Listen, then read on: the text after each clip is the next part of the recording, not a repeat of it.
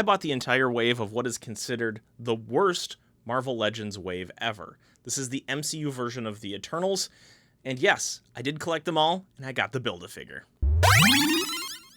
So what's so wrong with these Marvel Legends figures? Well, I think a lot of it has to do with the perception of the movie that came out alongside of it, the Eternals.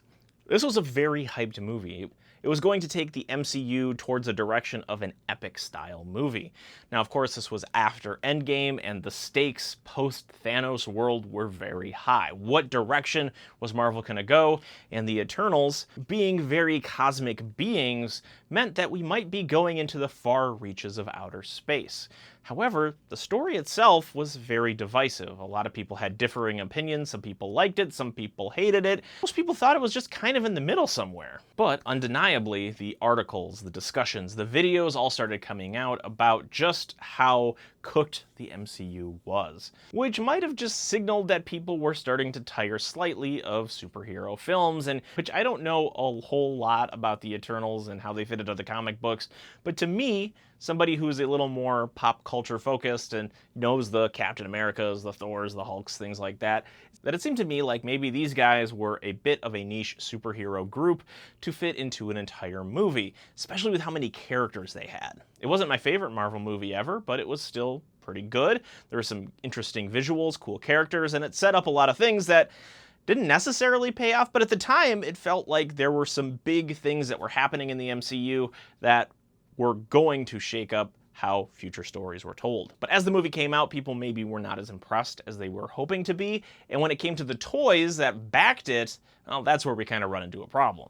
When it comes to movie tie-in merch, which these Marvel Legends are absolutely some of those, it hinges on having a very popular movie with a lot of marketing behind it. A lot of marketing it had behind it, but it wasn't that popular, or at least popular enough of a movie, that these characters were flying off shelves. In fact, just the opposite. This movie is maybe 5 years old at this point now, and you can still find these characters sitting on discount store shelves. So think of like Ollie's, think of Ross, or any of those stores where action figures just go to sit after they've had their time at Walmart or Target, or I guess in Amazon warehouses or something like that. They'll get them and then they try to sell them at a deep discount.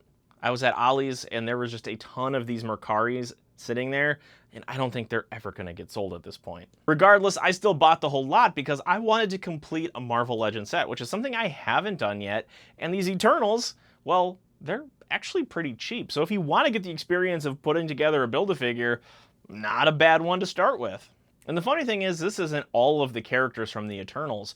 There was the Deviant Crow, as well as Thena, the Angelina Jolie action figure, that I think were part of a separate set, but this wave altogether was the line of Eternals. So let's dive into the figures as a collective bunch, because when it does things right, it does it well across the wave, and when it does things poorly, it does so across the wave. Let's start off with some of the things that I really like about these figures, because if we look at their outfits, they are incredibly well detailed, and they have some really great metallics that shine through. If we take a look at Kingo here, you can see that there's just a lot of detail work inside of the geometric shapes on his tunic.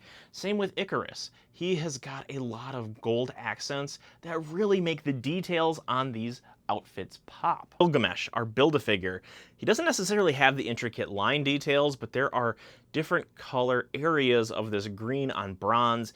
It looks really good. It's almost like the copper armor is oxidizing. It is a really good look on this figure. All the female characters as well have this two-toned look. I think these get the short end of the stick, to be completely honest. They don't have as much different color differentiation or that lining, that paneling work done with some of the other male figures, which is a shame because their outfits are just as detailed as the others. But I think my favorite one is Druig, because you have this high contrast red and black. It just looks really fantastic. It pops out. It stands out amongst all of the other Eternals. And not only that, but it looks really clean. There are some blemishes with other panel linings of the other heroes, but here, this just looks great.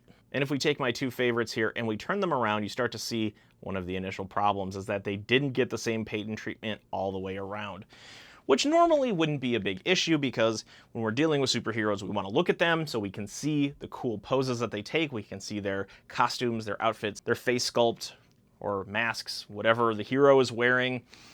But these guys in particular, because of some other issues that I have with them, you don't get the same sense that they were finished all the way through. Now that we're kind of talking about some of the things that I don't like about these figures, another is just how inflexible their outfits are, because a lot of them are wearing tunics or they're wearing robes. They get in the way of posing. So you can see that there's only so much range of motion that these characters get. Cersei here, in fact, has no slit on the side right here, so that the leg is just stuck. It's pinned nearly straight up and down.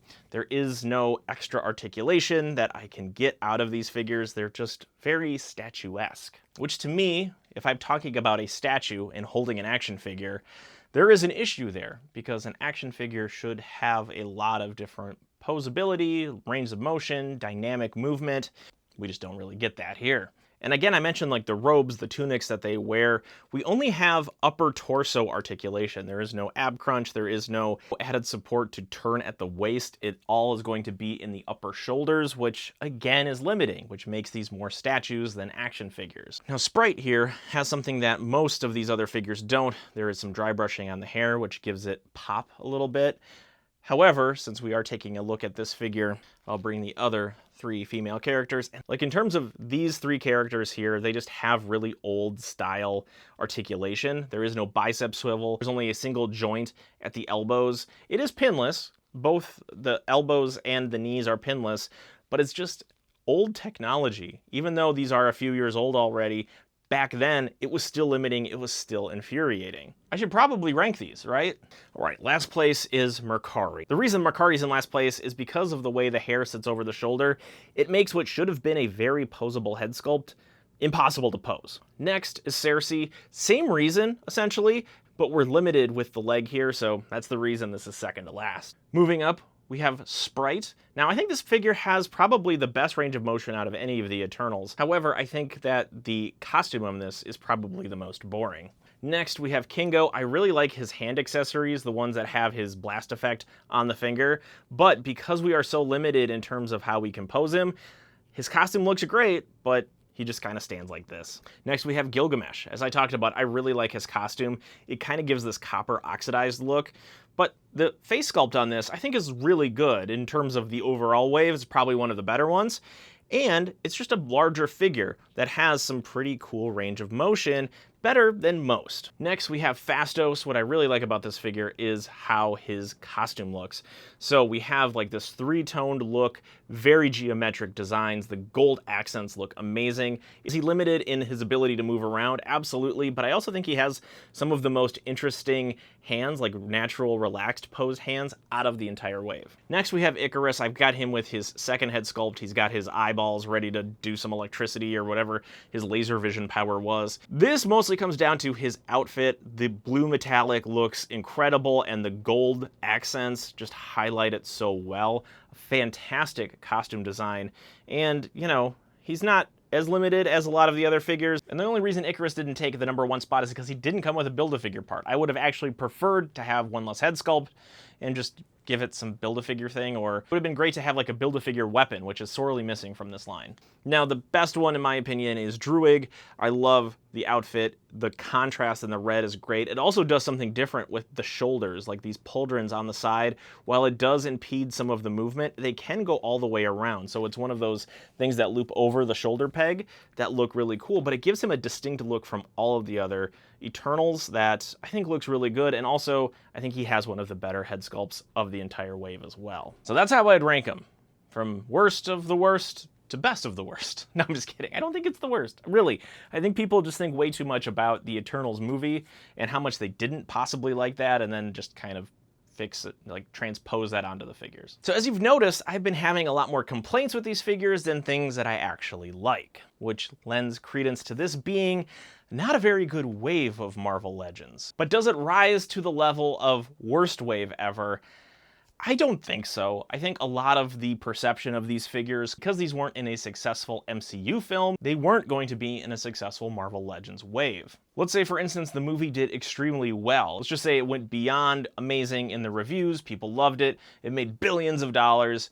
I think we would be telling a little different story with these figures, even though there are very legitimate complaints with them. I mean, ultimately, these figures are really great for the accessories that they come with. All of them come with additional hands. One of them, Icarus, comes with an additional face sculpt because he doesn't have a Build-A-Figure part. But I've been hearing from other people who collect Marvel Legends that these make really good donor figures for any sort of customs, any sort of kit bashes that they do on their own, because there are just a lot of parts that you can reuse. And because all of these are tied to actors, well, I guess some of the face sculpts are better than others, but all of them, or at least the good face sculpts that you like, you can army build or you can fill in the backgrounds of any sort of dioramas that you make. Would I recommend tracking all of these Eternals down? No, probably not. I mean, the figures aren't that great to run and track down. However, you can get them at a fantastic deal. So if it just helps to have more in your collection, then I suppose maybe, right? But it's one of those things where you'll run across it and you'll be like, should I not? And you'll get, you'll find that they're just a couple bucks. And if you're a collector like me, you'll be like, yeah, for a couple bucks, they're fun to look at. But it also makes me kind of wonder if I should track down the Athena as well as the Crow, just so that I can say I have the complete Eternals set at this point. But you let me know what you think of the Eternals. Are they the worst wave ever in Marvel Legends? I don't necessarily think so, but I would also have a hard time pinpointing what is the worst wave in Marvel Legends, because I think each wave has things that are not so great about it and things that are really great about it. And I think we've identified that with our Eternals. And if you like our discussion on action figures, well, I talk a lot about those. I talk a lot about pop culture, collectibles, blasters, a lot of blasters, anything action related. You can stay tuned here at the Ri-Fi channel. So hitting that subscribe button is going to get you more videos like this in the future. So that's all I know about the Eternals wave from Marvel Legends. Thank you so much for watching. We'll see you next time.